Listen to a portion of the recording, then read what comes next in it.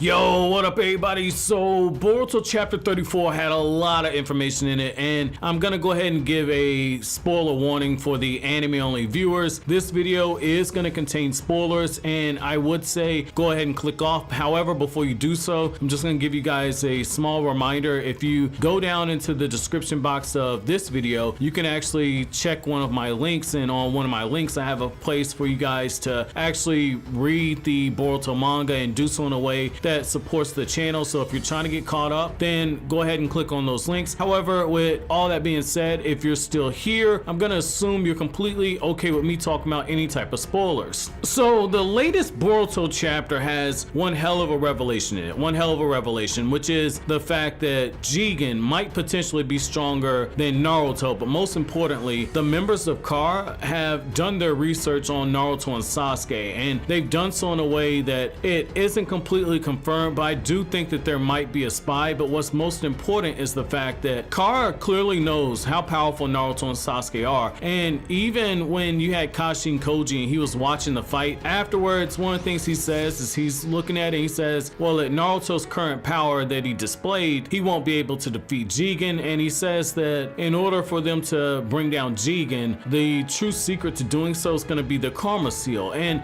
that's brought up a lot of different questions. A lot of people saying, well, if you look at it, you know, this is inconsistent because Kawaki at one point said that Naruto might be stronger than Jigen. Now a few chapters later you have Kashin Koji who's saying, well, Jigen's clearly stronger than Naruto, and people are saying, what's going on, what's with the inconsistency? So I'm gonna say this is where we got to use a little bit of critical thinking here, and what I mean by that is, let's back up for a second. Now, who honestly believes that Kawaki during all that training with Jigen actually saw Jigen's full power? There's no reason for Jigen to show Kawaki his full power, especially if he's going through and he's training him. That's not gonna be the case. And so I think that Kawaki is only scaling Naruto to what he's actually sensed Jigen unleashed during the brief times that Jigen might have got semi-serious with him during their training, the same way that when Naruto just casually activated his chakra mode. When you look at it, like, Naruto didn't have any killing intent. Naruto just flexed his chakra to let Kawaki know, like, hey, like, you need to sit your ass down somewhere. This is the same thing here. I really feel as if when Jigen is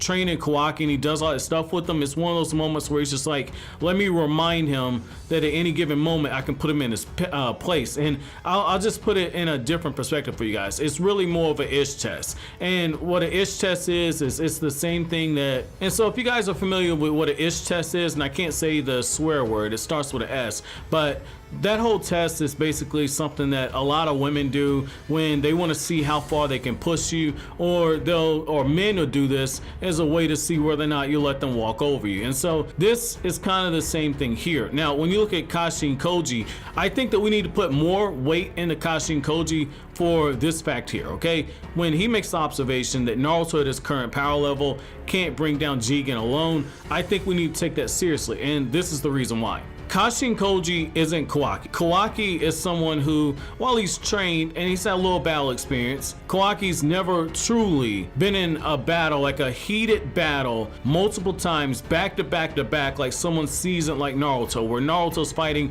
all these Edo Tensei, he's fighting all these Akatsuki members. Kawaki hasn't experienced that. No matter what he's done training with the Car organization, even his battle with that member of Car that he one-shot, he hasn't truly gotten true battle experience. And so when you start looking at these people like Jigen and these people like Kashin Koji and Naruto and Sasuke, they're characters who you can presume they know how to gauge whether or not a person's fighting seriously, but also the other thing is they can take a small sample size of the power that somebody shows and tell about what percentage they're using, and then be able to project it. And that's all it is. It's a projection. Kashin Koji can look at what Naruto's doing, and if Kawaki can look at this battle and tell that Naruto's holding back and yet he's in complete control of the battle with Delta, if Kawaki can make that observation, you better believe that someone like Kashin Koji can probably come to to the same conclusion as well, that okay, Naruto is in his Sage of Six Paths chakra mode, he's highly suppressed, and yet he's walking all over Delta. And so when you start looking at that, Kashin Koji can take that and project about how powerful he believes Naruto to be. And I think that's important once we start looking at the fact that Kashin Koji, let's say he's never seen Jigen at full power. And because this is a shonen, this is probably very likely. He's never seen him at full power, but he has a good idea. So he's basically taking two projections about these characters, and that's why he's coming to that conclusion. Now, I want to move that into the whole thing about Naruto and Sasuke being able to bring down Jigen. I'm going to tell you guys why I don't think that's the case, and I think the manga chapter basically put it right there in our face. If you go all the way back to the versus Momoshiki arc, like Naruto and Sasuke, even though they went at full power, like both of them were fighting with less than 50% of their power when they fought against fused Momoshiki, and yet they, for the most part, dominated him in the movie. And in the anime and manga version, they fought pretty evenly with them, and over time they overcame them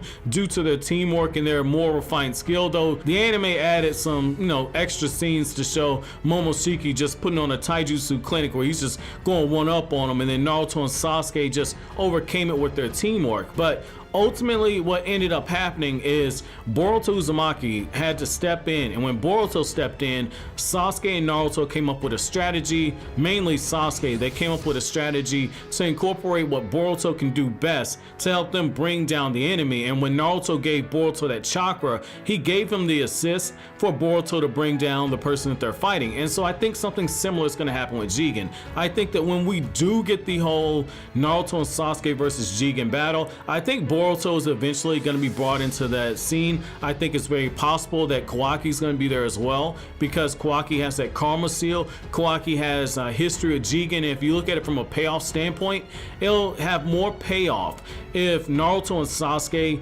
two former rivals, are fighting with the new generation of rivals in Boruto and Kawaki, and the children are incorporated in the downfall of bringing down Jigen. I think that that could work. I think that's something that they're building towards, because there are a lot of questions about the karma seal that we don't know. And we know that Boruto and Kawaki are training with each other, and Naruto's observing a lot of that training going back a few chapters ago. Now Kawaki's learning ninjutsu and chakra. And so when you start looking at all of this, we have a very real possibility that as Kawaki gets stronger, Boruto's karma seal's also going to get stronger, because they resonate with each other. And if that happens, when you add in what Naruto and Sasuke can do on their own, let's just say that 100% Naruto and 100% Sasuke are at 90% of Jigen. I know it's going to be blasphemous, but let's just say, for the sake of conversation, that Jigen just has some crazy hacks abilities, or let's just say that Jigen at 100% is only 60% of Naruto and Sasuke, and then we find out that one of Jigen's abilities or some type of circumstance happens, like with the Momoshiki arc, where Naruto and Sasuke are fighting with less than half of their power. Well, Boruto and Kawaki can be used to tip the balance further in their favor to where they can overcome the enemy, because a common thread that we've seen in the Boruto series is that Kodachi realizes that Naruto and Sasuke are too powerful. They're too powerful, and it's something that Kodachi and Kishimoto came to the conclusion of when they did the Boruto the movie, because originally when they were writing Boruto the movie, they had 3 Otsutsuki. They had Urashiki, they had Kinshiki, and they had Momoshiki, and they cut it out. They completely cut it out. And we saw more of that stuff in the anime version of the retelling, but it's pretty telling that Kishimoto looked at the current power levels of Naruto and Sasuke and came to the conclusion that, okay, I really need to consider having them outnumber in a battle. Let's have it as a 3-on-2 battle, or let's just have it where these characters confuse and become more powerful. And then I got to come up with a way to nerf these characters. Kishimoto realized one of the problems, and I think that going forward, that's something Kodachi is going to continue to do, where much to the displeasure of a lot of fans, I don't think that we'll see 100% full power Naruto and Sasuke versus Jigen, but I do think they'll be fighting with the handicap And if they're fighting with a handicap, that'd be a good way to bring Boruto and his generation in to help with the battle. But I want to know what you guys think though. How do you personally feel this fight will take place? And do you think that based on the information Kashin Koji said, do you think that Naruto and Sasuke are clearly stronger than Jigen? Or do you think that he's only going through with a projection like I do, where he doesn't know the full power of both, but based on what information he has, he's just projecting how powerful they are? Let me know down in the comment section below. But as always, guys, if you like anything I had to say, don't forget to comment, rate, subscribe, share. Thank you so much for watching all the way to the end. Have an incredible day, guys.